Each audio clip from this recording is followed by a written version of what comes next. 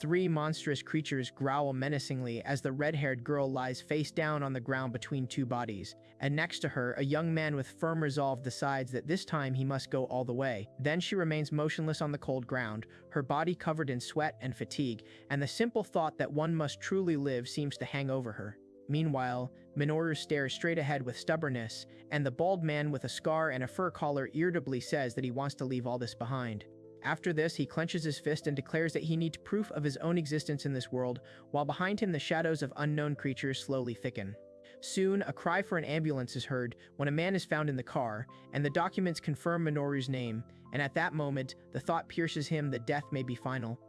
Then my attention shifts to my trembling, sweat-covered palm, and the realization of a life without friends, family, accomplishments, or memories worth keeping comes to mind. Then a lonely umbrella sways in the rain, and this sight conveys a feeling of loneliness that has lasted a lifetime. Late at night, the body lies on the ground, wondering if there is something after the end, but the thoughts gradually dissolve into silence. Then Rahab warns Lisa that she shouldn't go into the dangerous forest alone, emphasizing that 10-year-olds and 30-year-olds don't go there, and the others silently accept his words. After this, Minoru calls out to Liza, who is covering her face in alarm, and calmly explains to her parents that muscle wolves do not appear at this time of year. A little later, he says with a slight smile that life with food and sleep right in the forest unexpectedly became simple and comfortable for him. Meanwhile, he notes that Lisa is growing faster than the others, recalling that O's child only started talking after he was 10 years old. Minoru then thinks about how he was 30 in his past life when he was supposed to die in an accident, and Rahab gently touches his hair, worrying about growing up too quickly, even given the long lifespan of elves. After this, the girl, with her eyes closed, carefully holds the baby, and it becomes clear that she has been reborn as an elf, receiving a second life under the name Lisa. Then comes the realization that the reason for this is unknown, but perhaps it is a gift from above, and he decides to live a new life without regrets. 10 years of prayer later, Minoru recalls laying the foundation for his child's reading skills, and the moment the little one first stood on his feet comes to mind. Rahab goes on to explain that because of the elves' long lifespan, they perceive time differently and recalls that their last visit to their neighbors was only 3 years ago. It is then revealed that the village near the ancient Yggdrasil is hidden by an invisible barrier. Dangerous magical beasts almost never come here, and the tree's fruits have become the basis of food. After this, it becomes clear that elves are born and grow up in a peaceful environment, living for centuries without ever seeing the outside world. Minoru finally tries to address his parents, but is interrupted by a hooded figure who casually remarks that Klein's child is, as always, full of energy. The gray-bearded elder, respectfully called the patriarch, notices that the one who learned to speak only 5 years ago is already showing interest in the outside world. Then, another elderly elf warns that the path will be dangerous and steep, and he cannot help but think that only a few people ever showed such a desire. After this, the hooded figure recalls his 600 years of service, noting that the elves who went outside were most often associated with humans and almost always ended tragically. Next, young woman calmly explains to the boy that the outside world is full of threats, and she silently remains nearby without looking away. Meanwhile, Rahab thanks her parents for raising her and bows to the entire forest, then asks if she really still wants to leave, emphasizing that her intelligence is noticeably superior to other children. After that, Minoru speaks directly of the desire to leave proof that he lived in this world. A little later, one of them stands outside a small house and reflects on a life spanning more than 1,000 years, on the knowledge and encounters that can be gained, while the others sit quietly at the table.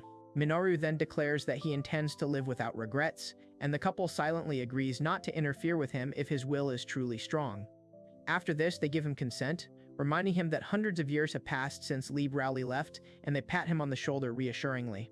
Minoru then vigorously confirms his decision, and the bearded elder orders Lisa Klein to try to pass the exit exam. Then the elder agrees, and the young elf confidently explains that in a century one can reach the pinnacle of restorative magic rooted in the soul. Minoru asks if 100 red years have passed already, and a calm confirmation comes from under the hood. After this, it is explained that they will only be allowed to leave the forest after successfully passing an exam within 100 years, since without protective magic, it is impossible to survive in the outside world. The elder then asks if everything is clear, and Minoru reflects that a century sounds like an eternity, but for an elf it is only a tenth of a life. This is followed by a stern warning that this test is not to be taken lightly, and that this condition must not be forgotten under any circumstances. 10 years pass, and Minoru spreads his arms, releasing Ardor's healing magic, illuminating the space with a soft light. After this, the elderly elf is amazed to report that the great ancestral tree, which is more than 1,000 years old, has been restored. Minoru stands silently as the voiceover explains that this is the highest form of elven restoration magic. The elder then nervously reminds him that only 10 years have passed since the promise, but a hand appears making it clear that the power here is far from ordinary. In conclusion, Minoru asks for an explanation in surprise, persistently asking how Lisa managed to achieve such a result. He smiles brightly and explains that he began developing magical powers in early childhood, considering it a natural part of his life. Minoru then clarifies that he began training at the age of 5 and is now 22, after which Rahab asks when exactly it all began, and hears the answer about the agreement with the patriarch before leaving for the forest. Afterwards, he reads a book in a huge library inside an ancient tree, reflecting on how humans' magical power peaks around age 20, depending on conditions, talent, and effort. Minoru then raises his hand enthusiastically and notes that clear explanations make it much easier to understand the growth of magical power and the frequency of its release. He then goes on to say that he had used recovery magic many times, pushing himself almost to the limit and feeling very tired, while the two people nearby remained calm and indifferent. Minoru then considers that humans live for around 60 years and tries to imagine what would happen if an elf were to hone a technique that is rumored to strengthen until the age of 20. After this, he confidently comes to the conclusion that his magical power can continue to grow up to 300 years. Meanwhile, the elderly elf with a long beard is sweating nervously, realizing that he did not expect to reach the pinnacle of restorative magic so quickly, although there are still 80 years left before the exam. Minoru then explains that demons, dwarves, and elves all have their own types of magic, mentioning restoration for elves and earth spells for dwarves, which leaves the interlocutor noticeably confused. He then adds that with proper training and practice, it is theoretically possible to master other forms of magic, pointing to the forest library as a source of knowledge. The young man then notes that most of the treatises are devoted only to restoration, and wonders if there are books on other topics, to which the hooded figure does not immediately answer.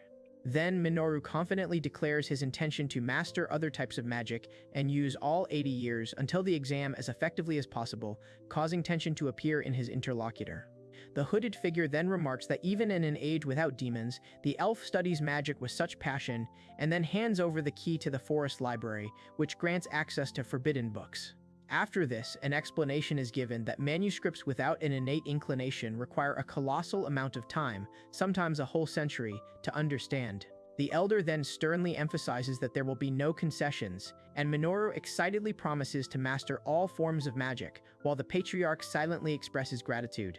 Time passes, and against the backdrop of the ancient majestic building among the trees, the thought arises that 10 years have passed almost unnoticed. Minoru reflects that by the age of 30 he has already mastered all types of magic, and he wonders with interest what kind of manuscript he will come across this time, preparing for a new meeting.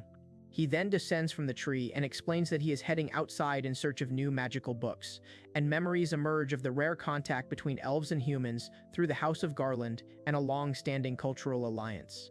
After this, Minoru reveals that he has turned the products of the ancient trees into capital to buy magical treatises in the outside world, while the listener pays close attention. He ends with a confident smile, mentioning the deal with Grillet Garland's family, and hears an address from the side, where he is called Master Liye. Boy calmly tells the mentor that she is going to propose to her childhood friend, while doubting whether she will be able to keep up with the human pace of magical training, given the thousands of years of history of the elves. The bearded elder laughs warmly and admits that he would like to personally see that very friend that the student talks about with such persistence. After this, Minoru easily notices that he already talked about this during their last meeting, smiling brightly and without a hint of tension. He then wonders with surprise if Grillet's attitude has changed since their last conversation.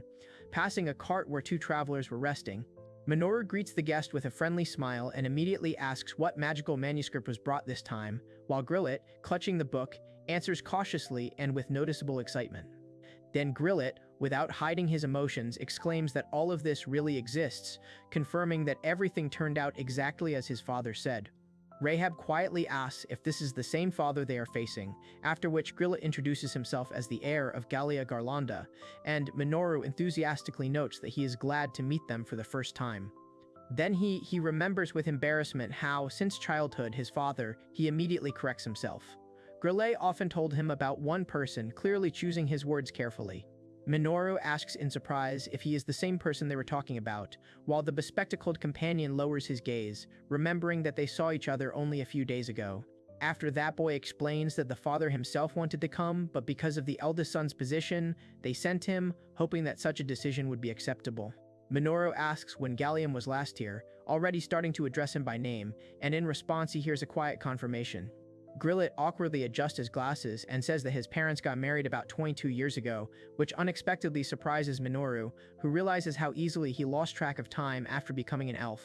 Clouds hang over the forest, and the thought of how quickly human life can change involuntarily flashes through the mind.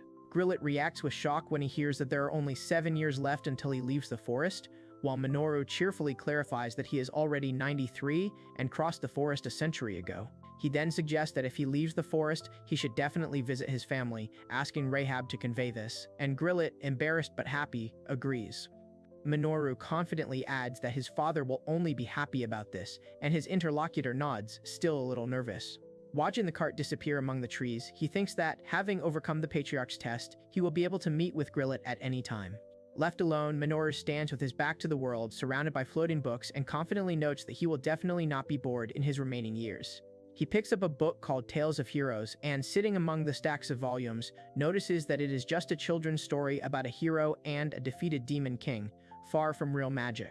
And finally, Minoru is surprised to think that in this world demons have long since disappeared, and the very existence of elves for people could only turn into a dubious myth.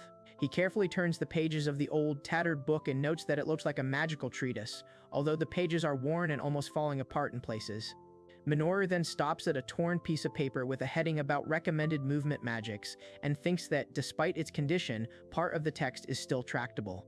Afterwards, sitting next to a tall stack of volumes, he reflects on how he has already mastered all the basic types of magic and has now decided to take up the ancient arts. Memories of distant times come to mind, when vanished demi-humans and former demons used magic to rule the world, possessing astonishing diversity and power. The ancient tome further reveals that many spells require special conditions and months, even years of understanding, stemming from the 4 basic branches of magic. Minoru, holding the book in his hands, notes with keen interest that the very ability to read such texts already seems exciting. Then he enthusiastically grabs the magic instrument and decides that it is worth trying to apply what was written in practice. After this, he chooses a point not far from the house and begins to move away, while someone nearby hesitantly makes a short sound of doubt. The next moment, he excitedly activates the Byzantine spell, holding an open, glowing tome with magical symbols swirling around it. Minoru concentrates in surprise and wonders if he managed to reproduce the formula correctly on the first try, feeling the strange influence of magic. He then slowly opens his eyes, feeling disoriented, noticing his hands shaking and hearing a low growl, wondering where he is. At this moment, the roar of a ferocious beast is heard, and the sharp smell of blood makes one wary. Almost immediately, someone rudely demands an answer to where he came from and whether he belongs to the guild squad, to which he automatically responds with a confused question. He looks around and tries to understand what he saw, realizing that he seemed to have managed to get beyond the protective barrier and actually used movement magic. Meanwhile, Rahab notices the wounded girl who is still trying to move and realizes that she is alive, and Minoru looks on in amazement at the unexpected encounter with a person. After this, he explains that he was supposed to appear near the house, but the new spell worked differently than expected. Minoru looks around carefully and comes to the conclusion that he is in an unfamiliar place outside of Yggdrasil's hiding place, assessing the situation with a cold heart. He remains calm while 2 rude men angrily demand an explanation, and inside he notes that behind him are people he has hardly seen in his life. A pack of magical beasts prowls nearby, and motionless figures lie around, creating a heavy and disturbing picture. Finally, Minoru notices the tracks on the ground and realizes with horror that the children were probably attacked by muscle wolves, feeling growing alarm. Boy all tense, he peers forward and suddenly realizes that one of those lying there is still showing signs of life, which makes him feel cold. Then one of the escorts angrily complains that they are being pursued not only by magical beasts but also by people from the guild, lamenting their bad luck and the fact that the goods are rapidly losing value. After this, the 3 companions become wary, look at each other, and one of them warns the others that they need to be ready before the enemy starts to act. Meanwhile, the 2 panic and demand to run away immediately after noticing a charging wild boar, while Minoru stays behind, remaining calm. He notes to himself that they were trying to use him as bait, and yet he decides to let it happen, although he hesitates, holding out his hand. Minoru then collects his thoughts and clearly understands that harm done to children is unacceptable, and any other people's plans cannot be more important than this. Immediately after this, he firmly decides not to allow what is happening to continue, activates shadow magic, and dark swirling portals open in front of the running figures. At that very moment, one of the pursuers is grabbed by sticky tentacles, restricting his movements. He screams that he is completely immobilized, and the two hooded ones freeze in surprise. Boyhe clarifies what else is needed, and at that moment Rahab, peeking out from behind cover, declares that he can now help too. He then strengthens the spell with fortification magic, and an enraged wolf rushes forward growling. Minoru notes that this is the first time he's used the Beastman-created enhancement, and is surprised to feel it actually affect his body, while two more predators grin nearby. Then two people notice his elven ears and talk to each other in bewilderment, remembering that elves supposedly only possess restorative magic and should not be here. A moment later, Minoru is on the ground, barely breathing, and someone from the side notes that he is the only one in this state. He calmly assures her that everything is fine and that her strength will soon return, while the woman standing next to her, drenched in sweat, clings to the thought that since the girl is alive, she can still be saved. Minoru then combines powerful flames with healing magic to form a complex spell and unleashes Dragon's Breath, surrounded by a vortex of fire. The bald man asks in alarm if she is being burned alive, but the other man immediately explains that the flames do not harm her, but rather are absorbed by her. Minoru drops down next to the wounded woman and is amazed that the severe wound, which usually requires the highest level of restoration, has disappeared instantly, while the observer freezes in disbelief. He then notices the collar around her neck and explains that it has a spell on it that makes her speechless, causing her eyes to widen. He adds that if anyone other than the owner tries to remove the collar, he will explode, realizing that such artifacts are used for slaves, and the interlocutor tries to calm him down. And finally, Rahab, not hiding his anxiety, listens as Minoru gently persuades her to trust him and hold on a little longer, supporting her with an encouraging smile. He calmly explains the plan: first remove the enchantment from the collar, then inject destructive magic into it, putting more power into it than the artifact itself can withstand. Minoru then activates a destruction spell called Devil's Thread and suddenly intercepts the collar, causing her to flinch in surprise. He then tosses the glowing blob away, briefly ordering her to throw it away before it explodes, and then quickly notes that she is held on for a surprisingly long time, while those around her watch with their eyes glued to her.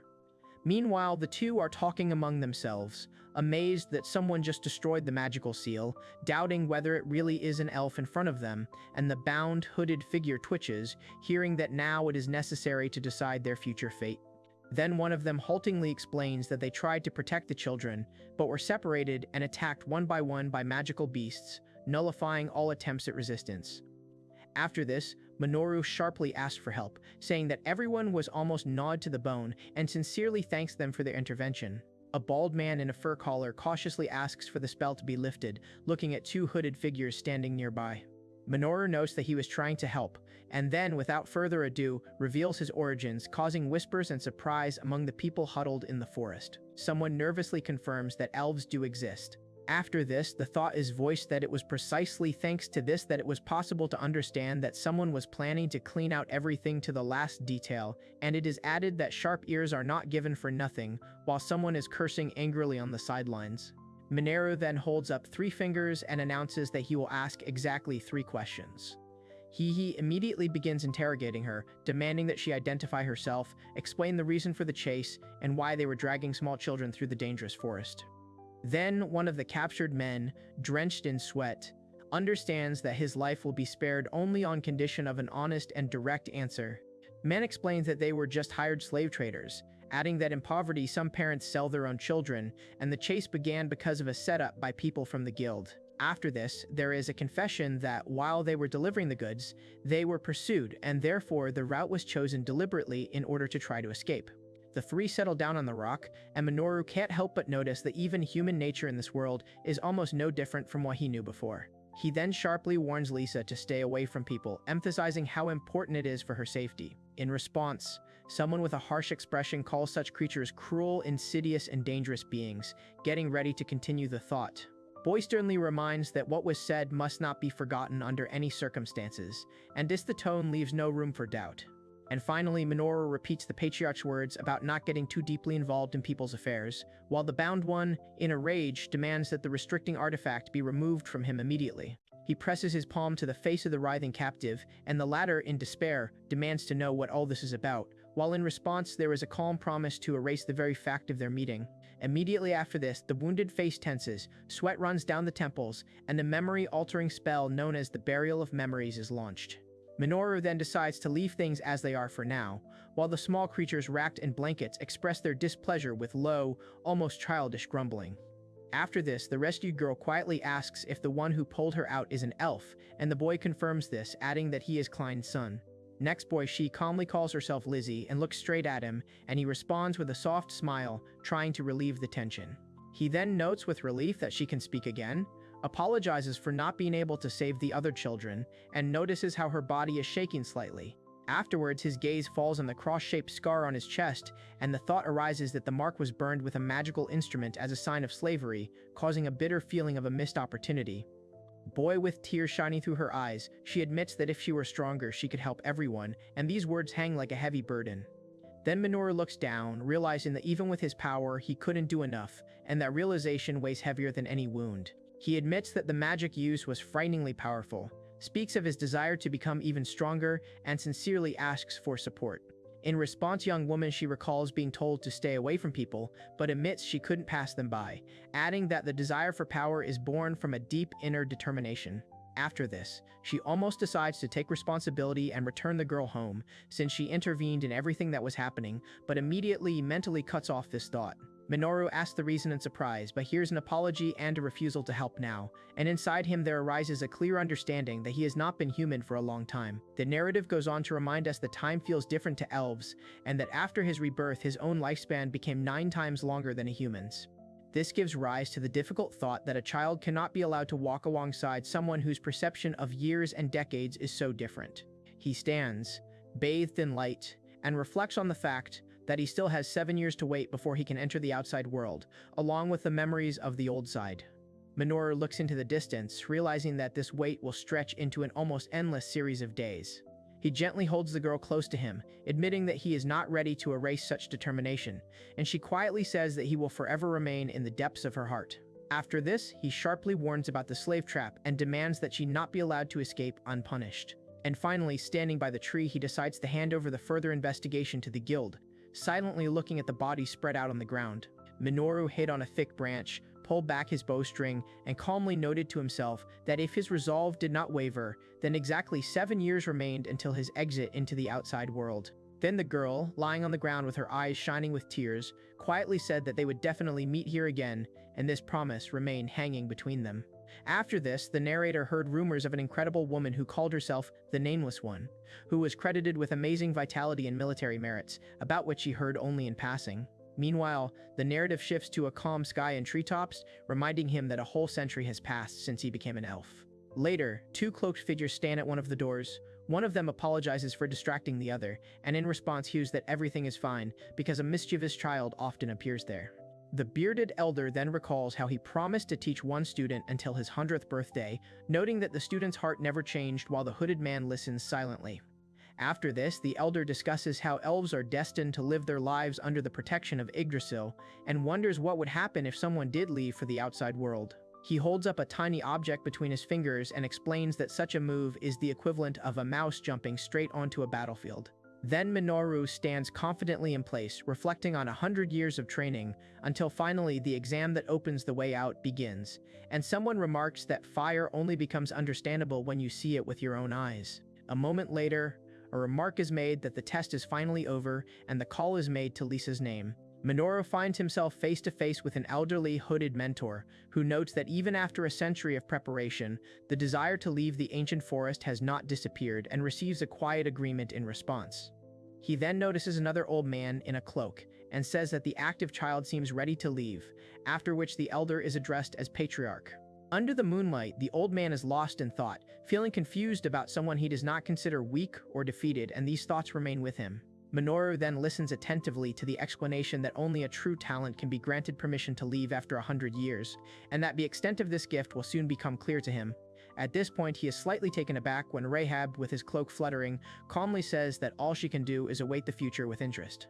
After this, Rahab Lowry introduces herself without unnecessary pathos, mentioning that she is a little less than 6 centuries old and can be addressed as one wishes, and Minoru is perplexed as to where she came from. Meanwhile, a mysterious figure appears, healing sick people in exchange for rare fruits, and 3 observers watch the scene with alarm and curiosity. Rahab wonders if people really talk about her like that, and Minoru reacts with an awkward laugh, trying to hide his surprise. After this, he explains with animation that the one who collected all the books from the outside world centuries ago, and who is often mentioned, must be a real veteran even by Rahab's standards. And in the end, Rahab comes to the conclusion that, with such a past, he must know much more about the world around him than it seems at first glance.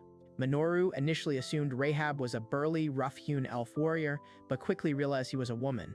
She then calmly explained the conditions of the test they simply had to endure until she ran out of magic to attack them with. He immediately clarified what exactly it meant to endure, and in response he heard a flat explanation.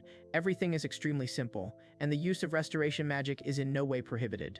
After this, Rahab added without a hint of bravado that she shouldn't be pushed too hard, reminding her that she had been training for almost 3 centuries. Minoru then clenched his fist and concentrated, clearly understanding that successfully passing this exam would open his official path to the outside world. The next moment he stood on the glowing magic circle, about to say something, but then he felt a sharp jolt and involuntarily froze in surprise. Almost immediately, he realized the reason powerful magic had been used without any spell, and while he was pondering this in amazement, his opponent was already calmly forming earth magic, preparing the earth spear. His body was lifted upward as energy exploded beneath his feet, and then he felt the core of his magic begin to crack under the pressure.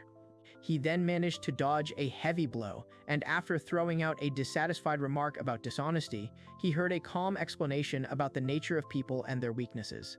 Meanwhile, Rahab coldly called the outer inhabitants of the world cruel, cunning, and cowardly, adding that every time her staff released magic, the next spell was already prepared for it, since talent alone was not enough for survival. After that, she made it clear that anyone who wanted to leave must at least learn to withstand danger, and the intense magical pressure around them thickened again.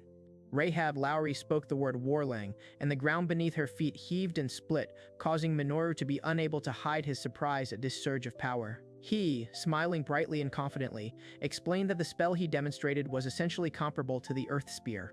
She then noted with interest that the guy turned out to be much more interesting than expected, admitting that she thought he was only capable of restoration magic due to his elven origin. Then Rahab calmly noted that at times he acted almost like a human, watching him with a detached gaze. In response, Minoru confidently explained that he possessed wind magic because he was a human in his past life. After that, she thoughtfully looked up at the hovering figure and briefly considered whether she could knock it down from there using great magic. Meanwhile, Minoru dodged the fire strike again and noted to himself that magic without spells was extremely inconvenient to counter. Even if its power did not reach the highest ranks, the speed of application was decisive. Rahab, maintaining a cool focus, reminded herself not to be distracted, while simultaneously acknowledging that what she saw was worth noticing. Then he confidently declared that he was moving to a full-scale attack, and that soon the enemy would have nowhere to escape from the approaching barrage of shells. And at that moment, Rahab suddenly asked Liza why he was even striving for the outside world, which made him suddenly take aback, not understanding why this question was asked now. Minoru threw a fire strike, briefly thinking that perhaps he had been relying too much on the idea of seals having infinitely long lives. Meanwhile, Rahab stood by the water and calmly reflected on how the elven village was the most peaceful place in the world, although a barely noticeable dissatisfaction flickered in her gaze. After that, Minoru thought about the years he spent in magical training, full of failures, and in the distance, Rahab calmly mentioned that she was born an elf 100 years ago. She then explained without further ado that all these efforts were merely preparation for leaving her own mark on the world. Following this, a past life surfaced in his mind, where he had never truly invested in anything and was not attached to anyone, which is why by the end he was left with only regret. He squeezed the beaded bracelet in his palm and realized that it was precisely because of such thoughts that he was obliged to continue living in this world. Minoru then looked ahead, walking along the path with the others, and realized that he wanted to know and feel this world more than anyone else. Later, he was left alone among the scattered books, contemplating the need to go out into the outside world to pursue his dream, and then he smiled broadly, admitting that this was exactly what he wanted. After this, he asked Rahab directly why she herself had once wanted to go beyond the forest, and she listened to him silently. She picked up the apple and, without a hint of pathos, replied that she simply wanted to eat lots of tasty fruit, while he looked at her from below with curiosity. Minoru sweated and couldn't believe what he was hearing, remembering the rumors about a mysterious figure who appears to sick people and heals them in exchange for rare fruits. Then, the fair-haired figure on the forest road admitted that she had loved fruit for a very long time, but after half a century she had grown tired of the same cuckoo fruits. In response, he cheerfully stated that he wanted to try other flavors and travel the world, to which his interlocutor asked if that was all. She looked slightly surprised at the question about 300 years of training and explained that time had simply slipped away because she had tried her best, and he remembered his comrades who had died without training, and heard a quiet remark about them being carried away by the waves of the world. Minoru then revealed that over the past centuries he had mastered human forbidden magic, thanks to which he was able to travel safely and taste the fruits of different lands. Rahab admitted that at some point she suddenly realized that the outside world turned out to be much more pleasant than she expected. He listened silently as Rahab Lowry remarked that the fruit's taste seemed to have worsened recently, a hint of dissatisfaction in her voice. The patriarch then reminded her that the conversation had dragged on, and Rahab asked if she would be safe outside, after which she suggested continuing the test. She then announced that she would use all her power in the final, and Minoru, although surprised, immediately gathered his resolve. Finally, he demonstrated wind magic by summoning Sylph, and it was remarked that he was able to control several elements at once. Minoru decided to go on the attack and began casting a strengthening spell, gathering magic in his leg to turn it into a support for a crushing blow. The next moment, he shouted out a beast fist move and rushed forward, delivering a powerful blow, while Rahab Lowry hovered in the air with a staff in her hand, already preparing a counterspell. She calmly noted that the enemy had managed to destroy the material, and there was a restrained interest in her tone, as if what was happening had actually affected her. After this, Minoru asked what a magic stone was, and in response he heard the explanation that it was a human-made artifact, saturated with the elements and automatically releasing a spell when a minimum amount of magical power was applied. Then a glowing object with sharp edges appeared in someone's hand, and it was remarked that it was a magical instrument, and the very realization that people were capable of such a thing caused surprise. Minoru frowned and asked if that meant all the magic she had used so far wasn't her own, a hint of worry in his voice. Rahab slowly admitted that she had used minor tricks, and he noted to himself that without recitative such power seemed impossible, especially since he himself only possessed restorative magic. Minoru remained silent for a while, listening to the words about how those who are unable to avoid such tricks will have to lose even their childhood dreams. After a pause, Rahab calmly announced that the test had been passed and congratulated him with a slight smile, as if it were something that went without saying. Minoru thanked her. She responded in the same tone, and suddenly he covered his face with his hand, as if embarrassed by his own feelings. Then Rahab gently stroked his head, acknowledging the effort he had put in, and he looked down, exhausted and barely holding back tears, while she assured him that he had truly given it his all. She then added that, had he been born differently, he might well have been called the Prince of Calamities, and these words made him freeze in confusion. Meanwhile, the narrative recalled a century of hard training, culminating in a long-awaited reward against the backdrop of a quiet forest and slowly falling leaves. The scene then shifted to a bustling marketplace, where a long-haired figure made his way through the crowd, and a merchant cheerfully called out to customers, trying to attract their attention.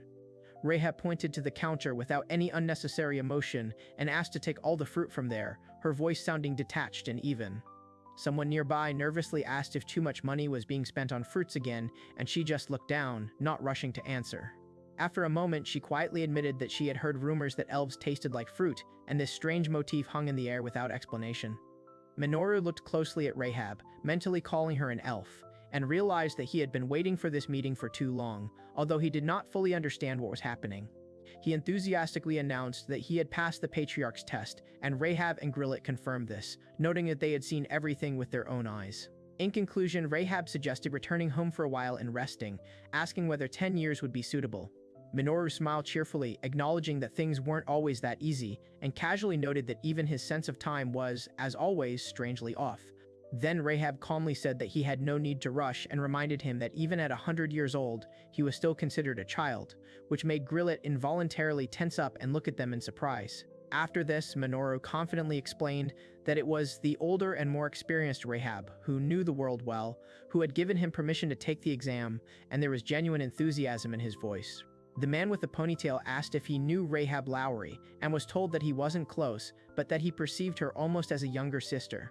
Remembering the past, he mentally returned to the first trip to the neighboring forest when Rahab was already seriously studying restorative magic. Minoru added a little later that if Rahab recognized someone's abilities, then his father would probably do the same. Then Rahab quietly asked if he was really going to go there, and the girl next to him remained motionless with her eyes closed. Then Rahab and Grillet exchanged a calm glance, and Minoru called out to his father, who was running ahead, heard the order to wait, and responded with a firm agreement. He was suddenly surprised by Rahab's words about having to take care of some maternal chores before the trip, and he involuntarily asked if she meant her mother too. Rahab, pulling her hair back, asked Liza to keep one thing, and he, sitting next to her, turned slightly, not hiding his curiosity. Then someone showed a small object in the palm of their hand and explained that it was this object that had kept her hair beautiful for many years. When asked what it was, the answer was, it was an amulet given by the divine tree Yggdrasil on the wedding day of her father and mother. Minoru said with conviction that the influence of the sacred tree would always protect them, and emphasized its importance while the woman silently held the object to her face. Then he asked his mother to promise him one thing, reminding him that he was already 100 years old. Almost immediately, Minoru anxiously warned that no one should leave before him and ruin anything, and Rahab gently hugged him from behind, noting that it would be too sad. After this, Rahab confidently declared that she had collected supplies for 10 years ahead and offered to take them with her, standing next to a wooden box. Minoru stood holding one of the items, and father said that he always knew that Liza would one day want to leave the nest, so he had been saving up all this time for this very day. He then enthusiastically declared that he was not able to carry everything at once, and against this background, Rahab and Grillet exchanged glances with obvious amazement. Without wasting any time, Minoru raised his hand and vigorously cast the Seimata spell, causing a glowing fiery portal to open before him. Finally, Grillet explained that this was a form of magic, close to displacement, that interfered with subspace, thanks to which everything placed inside did not spoil and was preserved in perfect condition. Minoru embraced his loved one with genuine enthusiasm, and a calm comment was heard nearby about how such complex ancient magic was only to be expected from his daughter, while another observer briefly thought that his mother would have dreamed of the same thing. The next day, he waved goodbye with a smile, loudly shouting that they would see each other again, and the forest dwellers standing behind him responded with the same gesture. The girl quietly remarked that it would become empty and strange here when he left, and then her companion gently reassured her, reminding her that the life of elves is long and one day they will be there again, placing his hand on her shoulder. As he walked through the soft grass, Minoru thought that she had probably already set off, and in his heart he wished to say goodbye to Rahab once again. Then he focused on his goal, deciding that his path now led to the House of Garland, and that was enough to move on.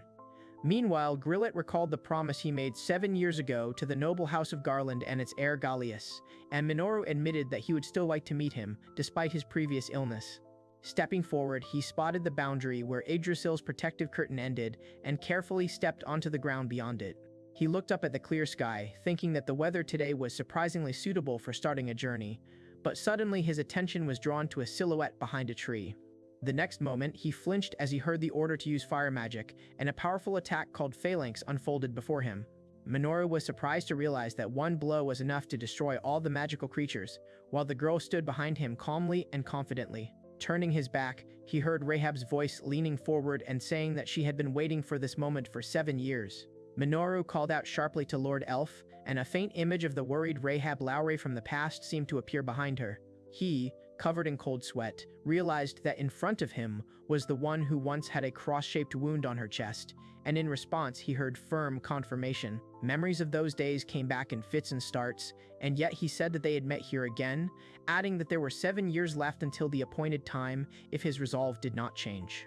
Minoru said confidently that she had been preparing herself for this very moment and had placed her hope in the words of the Elf Lord.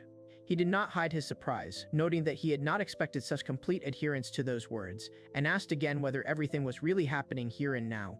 Minoru responded without hesitation, and the narration recalled that after being saved from death, she vowed to become stronger, and sealed the memories associated with him deep within her heart with magic. Even so, she retained in her memory what he had once said, and it struck him more than any spell. Embarrassed, Minoru handed her the gift, explaining that he had wanted to give it to her for a long time, since Lord Elf had not forgotten him, and Rahab realized that it exceeded all her expectations. Finally, Rahab insistently demanded that he accept the huge box, and he relented, agreed, and allowed her to go inside. Minoru confirmed that elves did indeed love such things, and behind him, Rahab Lowry shifted slightly from foot to foot, listening intently to the conversation. Then, with lively enthusiasm, he laid out the exotic fruits in front of everyone, explaining that he had brought everything from tropical fruits to northern rarities collected from all over the world. After this, Minoru suggested eating anything that seemed interesting, while Grillet wondered with slight anxiety whether the elven love of fruit was spreading among humans, mentally placing the responsibility for this on Rahab. A little later, he cautiously asked how long it had taken to collect such a quantity, and Rahab frankly admitted that she had spent all the money she had earned from bounty hunting on it.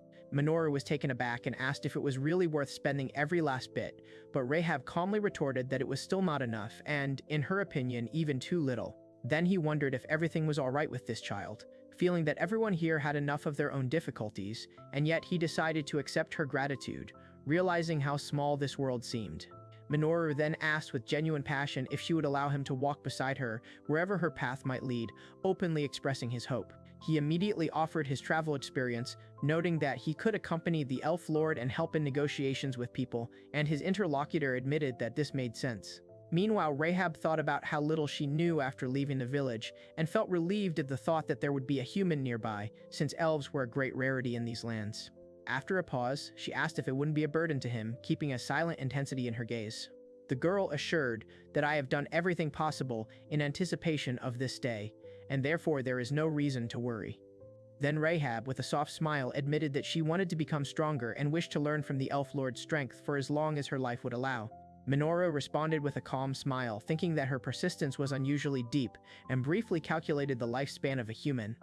When the mention of the additional 40 years was made, he was visibly surprised, while Rahab calmly said that she was going down the same path, emphasizing her decision. Minoru noted that 40 years was not such a long time, and Rahab stood nearby with a sword in her hands, while Grillet listened, slightly tense. After this, he easily entrusted himself to her care for the upcoming journey, and when he was asked his name, he calmly replied that his name was Golisa Klein. She hesitated for a moment, as if at a loss for words, and then he carefully asked what was troubling her. She smiled quietly and admitted that she, in fact, doesn't have a real name. Hearing this, he was surprised, remembering that among the guild members, there were rumors about someone nicknamed Nameless, which had even reached their village. The girl insistently asked for a name, and the young man hesitated, going over options like Lord Elf or Lord Lias in his mind, while the narrative noted that this mysterious figure appeared only for a moment, crushed magical creatures, and disappeared just as quickly. Minoru remembered that the moment he was saved one day, he had a strange feeling, as if it was then that he was truly born into this world. Then she admitted that she wanted him to name her, and quietly said that she had been waiting for this moment for 7 years, while he listened silently, not immediately finding the words. After that, Minoru knelt down, the two girls stopped next to him, and the thought flashed through his mind about how rarely someone is able to see a brief moment as something truly significant. He reflected that for a small human girl, 7 years probably sounded almost absurd and disproportionately long. Boy asked why he chose him and named Minoru, and then wished that he would bear more fruit than the others and eventually surpass them all. The blonde girl smiled warmly and praised Lord Liza's name, calling it truly beautiful. Minoru mentally returned to his past life, where he ultimately left nothing behind, and, covering himself with his cloak, allowed himself a quiet, calm smile. In the distance, the girl stood alone in the forest, thinking that someone was waiting for her, not knowing whether she would come, and all this time he continued to stubbornly harden himself. The shot shifted to her hair, and the thought flashed through her mind that with such determination she was capable of achieving truly great things. Minoru then said that he was going to head to Garland's house, and she confirmed that they were already in Garland March. He thanked her cheerfully while she asked for a moment to get her bearings, and at that moment a dark, fiery figure appeared and a voice said the name, Sematus. While the wait dragged on, Minoru looked at the small round object in his palm with curiosity and decided to use it right now, feeling a slight bewilderment and interest. He soon felt a tingling sensation and called out to Rahab Lowry, who responded with lively enthusiasm that she had realized something, causing him to immediately perk up. She asked if they were ready to go further, and he answered happily yes, now addressing her as Lord Lisa. Later, the girl at the counter asked to exchange 1 horned rabbit for 3 slugs, and the merchant clarified the conditions under which this was possible. At that moment, someone exclaimed in surprise that the strange woman was Minori, while the other two continued to sit at the table behind. The two men turned in surprise as a blonde, hooded figure called out to Reese, noting that Minori was well known here and had enough supplies to reach Margrave Garulin's border. The man with the scar then asked if the path really did lead to the lands of Gallius, and received confirmation that he was the local feudal lord. After that, the conversation turned to how the economy had skyrocketed with the arrival of the new ruler, as adventurers received a ton of orders to exterminate magical creatures. The final shot showed a quiet road under the open sky, and the thought concluded, mentioning Gallius and the fact that 3 weeks had already passed since leaving the Elven lands. The girl called out to Reese enthusiastically and pointed ahead, explaining that around the next bend in the road would be Fort Kukure, part of the borderlands of Margrave Garuland. He smiled brightly and said that Minori's existence was a real salvation for someone who knew almost nothing about the outside world, after which he suggested that they go a little further. They soon emerged from the forest at the very border and casually discussed how the ruler of Garuland kept many magical beasts around to protect the empire from the sacred forest. The man in the cloak walking alongside heard that the closer to the fortress, the more victims there were, and so he stopped, turned around and asked Reese a question. Then she mentioned the recent invasion of magical beasts, and he thought about Gallius, a ruler of good repute who was finding it increasingly difficult to contain their growing numbers. Meanwhile, Rahab asked with a touch of awkwardness if the fruit Minoru had touched was edible, and Minoru, holding the apple, wondered if the taste had changed until the cloaked figure suggested he try it himself. He noted that he didn't feel anything strange, after which someone enthusiastically declared that after biting Reese, the fruit even tasted better, and a third only silently agreed. Minoru remembered that the taste of the fruit had gotten worse lately and decided to try something new. He then concentrated and used scrying magic. A soft glow erupted between his palms, accompanied by a clear spell. Almost immediately, he detected a trace of miasma and was surprised, and a mental analysis revealed the composition, mostly water, a little sugar, a slight trace of miasma, and other impurities. After that, he asked how it turned out, but immediately brushed it off, saying that everything was fine and the taste just didn't suit the other person. In his thoughts, he noted that he had encountered a phenomenon that had previously been under the control of demons, since miasma bore the same name, but it was logical that demons should not have existed in this world for a long time. Soon, one of the men asked in amazement if they were going to meet Lord Gallius, while the two women immediately objected that they would not be allowed near such a nobleman. Minoru confidently stated that he had guarded the gate for 5 years and remembered every face, and his interlocutor only laughed and said that he was friends with Gallius, advising him to simply state his name. He then sharply warned that insulting Reese would mean insulting him too, while Rahab tried to smooth things over, and a passerby noticed that it was suspiciously noisy. A little later, Grillet joyfully welcomed Reese with open arms while Minoru and Rahab Lowry watched from behind the door. He greeted Gallius cheerfully, not believing that 7 years had already passed, while the latter only looked silently in surprise, and next to him stood a figure with a smug grin. Minoru cheerfully said that he had come to see her, and in response received a soft smile and an acknowledgement that she was glad the promise had not been forgotten. He was then asked to visit the village after leaving the forest, reminding it was known only to the elves, and he enthusiastically agreed, mentioning an important request. Finally, the wounded man asked him not to die until he left the forest, and the fair-haired man nodded in response and insisted that he get out of there as quickly as possible. Grillet quietly recalls the promise he made to his father and, looking down, feels the weight of that decision, which still haunts him. Rahab then asks Reese if he really only knows Gallius and knew the former ruler, and he calmly admits that he is not strong in combat and is different from him in many ways. Afterwards, Minoru asks Reese about his connection to Grillet, the first person to speak to him, and in response hears a memory of his formidable father, who is called the God of War for his exceptional skill. He quietly confirms that he considers himself a friend, while someone's voice nearby adds hesitantly that perhaps this is so. Minoru listens to the story of how his father often spoke of Risa, recalling their promise to make the world a better place and their habit of drinking local beer after leaving the forest. Grillet smiles softly and admits that from the outside, his father looked like a bad person, and he himself explains that the promise was still fulfilled, albeit not in the way expected. Rahab covers his mouth in surprise, and Minoru, looking more closely, checks to see if the man in front of them is really Grillet. He says he's sure his father is glad to see him, but Grillet explains that he's been in this condition for 5 years now, and the doctors have long since given up hope. Minoru cheerfully greets Grillet, who is lying with his eyes closed, and hears in response that a long time has passed since their last meeting. Meanwhile, the man in glasses tells that his father was a mighty warrior and defended these lands from pirates and magical beasts for 20 years. He then adds that 5 years ago he was found seriously wounded on the battlefield, and since then he has not regained consciousness, gradually weakening. After this, he explains that he has now taken over as ruler and is forced to rely on the strength of the people to keep the land safe. Grillet quietly admits that his father fought alone even when wounded, and it was only after his disappearance that he realized how great the man was. Before his arrival, Minoru had heard of Gallius's good reputation, but was unaware of his worsening condition, believing that the truth was being hidden to avoid causing alarm. He then notices a bruise on his arm and remembers that he fought magical beasts alone. Minoru suddenly grabs Reese, causing him to be surprised, while Gallius, lying on the bed, asks if he knows the cause of the bruise, and the girl next to him demands an explanation.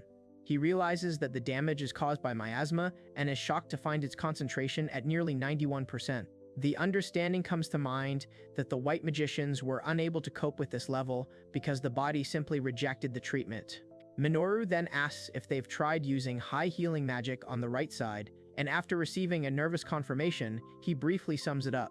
Grillet freezes in shock, and he insists that it is necessary to use extreme restorative magic, emphasizing that it has not been used yet. Grillet calls out to Reese in amazement, not believing what he has heard, and, adjusting his glasses with a trembling hand, doubts that the use of ultimate magic is even possible. Then Minoru, with his back to him, calmly admits that he has not wasted any time in the past 100 years, and this admission makes Grillet freeze in amazement.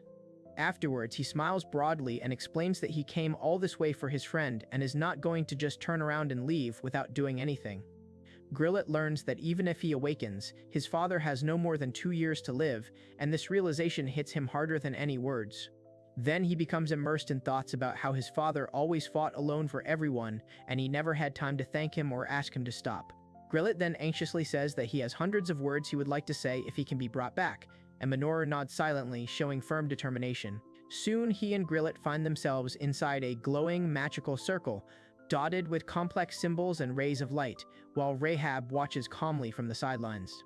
Grillet, wearing glasses and a simple hat, tensely recalls the legend that humans could theoretically achieve such a level of strength. Meanwhile, Rahab explains that mastering this magic, known as the Pinnacle of Restoration, took decades.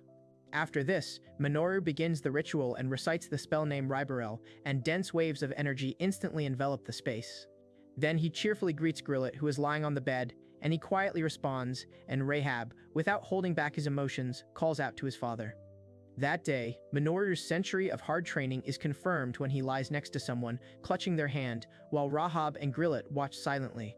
Later, he reflects on the fact that he gave his friend a new life, even if only for 2 years, and looks in bewilderment at the table with the jug and bowl under the night sky. The man on the bed admits that the promise was kept, and the blonde figure next to him thinks about how strange it is to wake up and see Gallius all grown up, after which he laughs, admitting that it is hard to get used to. Minoru, stretching and laughing, confirms that he did indeed ask for one thing, and then Grillet curiously asks to tell him what exactly happened that day. A bearded man recalls being attacked by a magical beast at Fort Kukure and admits that the events that followed remain a blur. Minoru then wonders if this ambiguity is due to someone's intervention or memory-altering magic, and admits that it might distort perception.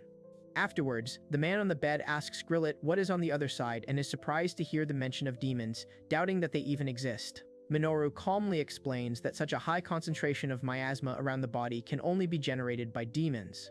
Eventually, the man anxiously asks what he should do next and whether demons are involved, and another participant in the conversation suggests carefully checking the memories, removing this strange veil. A close-up of the intense eye is shown, and at this moment it becomes clear that even with the use of memory-altering magic, the memories themselves do not completely disappear. Meanwhile, they notice that people are trying to stop their advance, but this time the resistance seems doomed and hopeless. The cloaked figure then coldly notes that the target lacks the so-called courage factor and calmly wonders about his next steps. After this, the shadow entity gives the order to lightly press the enemy and continue the pressure on Fort Kukure without destroying it completely, since the main forces should come from the other side. The conversation then reveals the plan to eliminate all unstable elements before the Demon King's revival, in order to end the war swiftly once the bearer of the courage factor is found. At the same time, one of the men hurriedly asks Grillet not to say anything, and he calmly replies that he has already seen enough to understand the seriousness of what is happening. The bearded man with the goatee then confidently declares that he has a plan and warns that the news of the return of the demons from the old tales will instantly plunge the world into chaos, causing a stunned reaction from those around him. Then someone confidently raises a finger and declares that since they know what the enemy is trying to achieve, the next steps will be extremely simple. After this, Minoru, with his usual energetic smile, insists that the bearer of the courage factor must be found before the demons appear, while a tense figure hides on the stairs behind him. The story seems to pause and begin with a conventional title card, presenting a heroic tale of someone who is incompatible with magic, while the author's name and year of publication remain unknown. The story then moves into the distant past, where once upon a time, in one corner of the world, the Demon King suddenly brought the very concept of magic into this world. It is then explained that he had subjugated more than half the world, and the conquered lands fell one after another, since no one, no matter how strong or furious, could harm him. The action then moves to a small village where a young man, unable to use any of the four elements, dreamed of becoming an adventurer, endured ridicule, and worked harder than everyone else. Over time, the story reveals that he mastered all four elements, gathered four reliable companions around him, and even awakened a mysterious power. Then this young man set out with his comrades, determined to challenge the Demon King with renewed vigor. In the present, a man lying in bed anxiously asks if everything that is happening is true, not believing that the demons have returned, while a blonde figure nearby listens silently. Minoru then calmly explains that the best proof is the memory-altering magic used by the demons shortly before someone lost consciousness. After this, another person explains what the courage factor is, and Minoru asks if this means the old fairy tale is real, to which silence falls.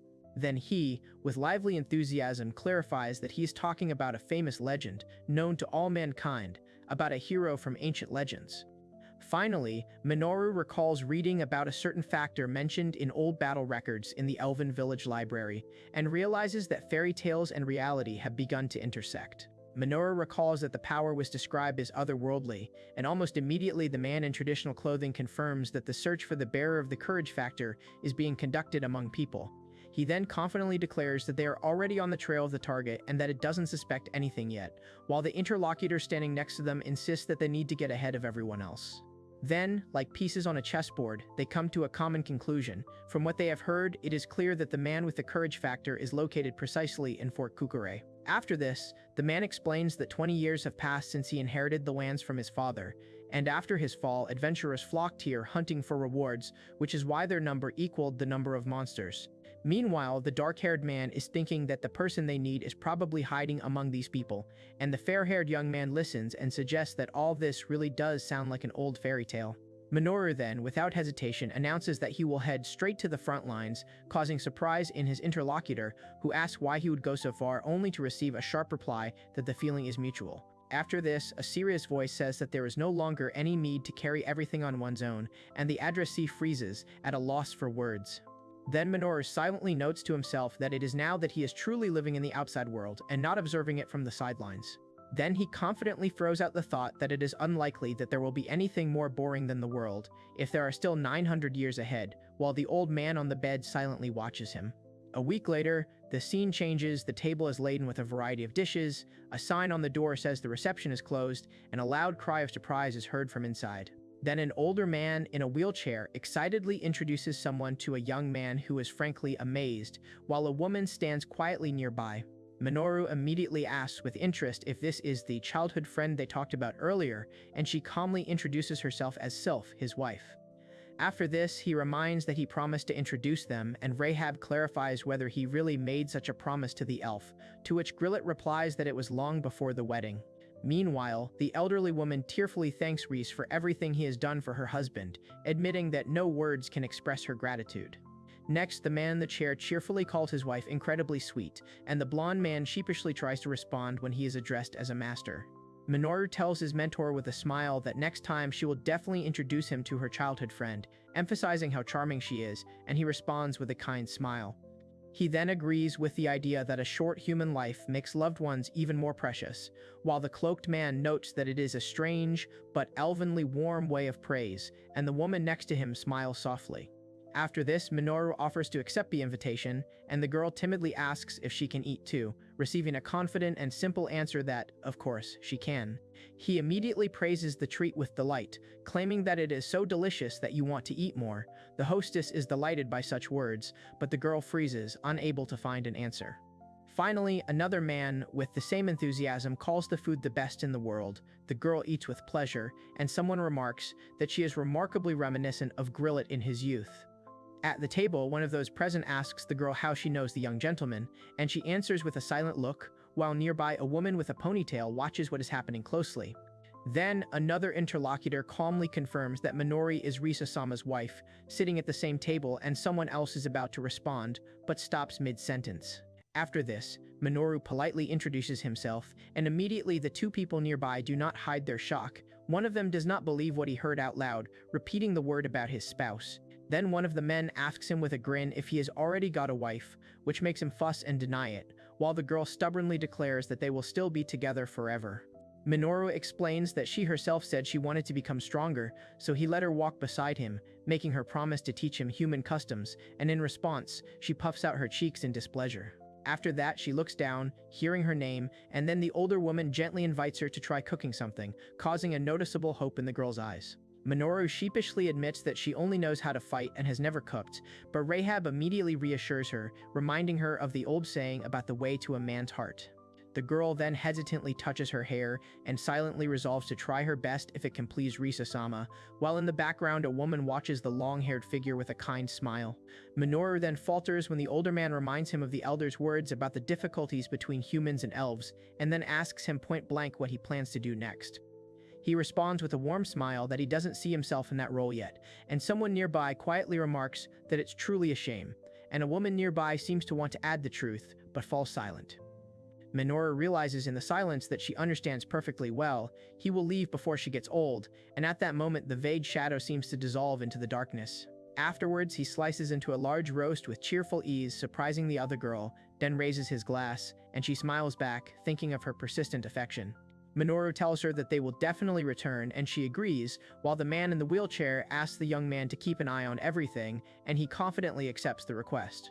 Grillet then warns of a dangerous area between Fort Kukuri and Rital, where magical beasts often appear, advising caution on the way to the Great Ring Forest of Vaster. The forest is described as a major route for adventurers hunting monsters on their way to Fort Kukuri. She admits that she has never been there herself, and in response he tells how he has tracked the creatures more than once right up to the fort gates, adding that here one can observe both people and animals at the same time. Then she doubts whether it will be possible to find the bearer of the courage factor at all, and he mentions an abandoned house in the thicket and suggests using it as a stronghold. From the outside, the forest looks like the main hunting ground for adventurers hunting magical creatures that are drawn to the fort. They discuss their observations of people and monsters again. One recalls hunting right up to the walls of the fort. The other honestly says that he has never been to these places before. Finally, Minoru shares Grillet's words about the empty house in the forest and notes that he is seriously considering it as a future base. She wonders out loud whether it is even possible to find a person with the courage factor, and her voice disappears among the rustling forest. Minoru then thinks about their only clue, the old fairy tale, and Rahab explains that they need someone who is unable to use elemental magic, suggesting that they force everyone to demonstrate their abilities right on the spot. After this, he adds that with the help of his evaluation magic, he can determine whether a person has a heroic factor, and the girl next to him carefully listens to his words. Meanwhile, the cloaked figure notices that there are still a lot of adventurers here, which means they will have to check each and every one. Minoru excitedly asks if Reese is really capable of using magic to find the right person, and he confidently replies that he believes it is possible. He notes with admiration the precision and depth of Reese-sama's appraisal magic, while Reese himself silently concentrates on the spell. At this point, a glowing mechanical hand labeled Factor, Otherworld appears before their eyes, and the narrative emphasizes that this force literally came from another dimension. Rahab calls out to Minoru, who turns around, slightly surprised, but immediately responds with lively agreement. The hooded figure then reminds her that the search for the bearer of the courage factor could take a long time, and the girl immediately asks what he means by coming here with her. Then the interlocutor explains that they could be stuck in this forest for years, and she listens thoughtfully, while the third participant almost adds that the term could be even longer. A girl with long hair looks straight ahead and warns that such anticipation can destroy a short human life. Minoru points out that she still has the option to back out, but Rahab firmly replies that the decision has already been made. He listens in surprise as the woman standing next to him tells him that she had been chasing after Risa-sama's illusion for 7 whole years. After this, the girl, with a sincere smile, declares that she has decided to follow him all her life, and there is not a shadow of doubt in her eyes. She insists that she will not leave, even if he tries to refuse, and he freezes in silence, unable to find words. Minoru, with a relieved smile, thinks that everything almost went differently, while the armored figure, drenched in sweat, bewilderedly clarifies what exactly was so close. He then points excitedly ahead, happily announcing that he sees a house, and Rahab adds that it is about 6 hours' walk from Fort Kukure. Minoru ponders what a house in the middle of the forest might be like, and Rahab explains that before the monster invasion, Griled's predecessor used it as a resting place. He suddenly falls silent and looks down, causing the young man next to him to ask in surprise what happened, and Rahab Lowry quietly approaches, beginning a sentence that leaves him confused. The scene ends with a view of a spotlessly clean city building, and someone's voice admiringly notes that magic has just brought everything into order in an instant. Minoru asks with keen interest if there is anything useful here, and at that moment Rahab lowers her gaze, irritated, thinking that this was her chance to prove herself, and the tension is not hidden in her posture. He notices her condition and asks in surprise why she looks depressed, but she immediately brushes it off, denying it, which only leaves him grumbling in confusion, not understanding what is happening. Meanwhile, Reese drops to one knee and calmly says that everything is ready, and the girl next to him asks what he is talking about, receiving in response an offer to just wait and see. Minoru is surprised when Grillet explains that the building is completely hidden from the outside world thanks to a barrier. His eyes widen, amazed that now neither the magical beasts nor the demons would be able to detect them while they were searching for the bearer of the courage factor. The girl quietly thinks about how Reese really is capable of doing everything alone, and the cloaked figure moves away, and an explanation arises of its own accord. This is just a simplified version of Yggdrasil's defense. Minoru explains that she wanted to become stronger and so asked to go with him, promising in return to tell him everything about people, and someone nearby involuntarily notes Risa-sama's kindness. He comes to the conclusion that Reese really doesn't need a companion and silently admits it, while Rahab thinks that he can't be of much use, but still hears words of gratitude from him. Minoru recalls that he never knew his parents and only survived as a slave, and Rahab admits that her desire to stay close to someone is dictated by selfishness. When his life was almost taken, the moment when Risa-sama saved him flashed back to him, and the mask remained clutched in his hand, a reminder of that day. For the next 7 years, no one wanted to take him into the squad because of his past, so he did everything possible to gain strength, survive, and not waste the life given to him. The picture changes to a road under the treetops, where he mentally returns to waiting for Risa-sama, coming to the appointed place every day until the 7th year. Minoru smiles warmly, thinking that he would like to tell her then that her wishes came true, and a scene of them standing next to each other, looking calm, appears in his mind. He reflects on how he sought to become stronger, not for the sake of protection, but to fight shoulder to shoulder and not to remain close just because of someone else's whim, and a warm, almost homely picture flickers in the background. Minoru directly asks Risa if he plans to find the bearer of the courage factor and defeat the demon lord together. He honestly admits that he himself does not have the courage for such a battle, and suggests that perhaps they should train under his protection first or come up with another way. Minoru adds that he doesn't know how far into the future his plan to stop the demons extends, while she has no hesitation in believing that Risa-sama is capable of defeating the demon lord. He turns to Rahab with a request to train him all this time, standing under the trees in the fresh air. Minoru pauses briefly, then realizes that her goal has always been to become stronger, and the narrative gently transitions to a tranquil forest setting, as if marking the beginning of a new chapter.